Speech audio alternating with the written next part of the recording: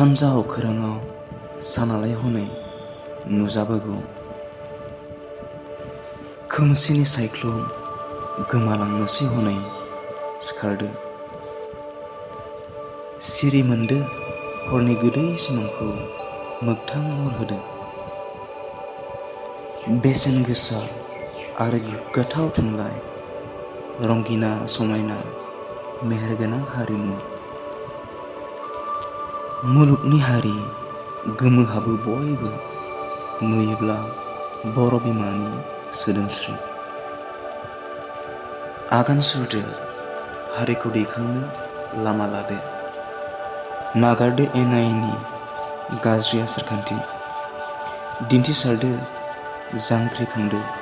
बर' माहारि जौगालांगोन गोजौआव गोमखांगोन बर' बिमानि रैसुमै राव आवगायलाङोब्ला खौसे जाना नाजायोब्ला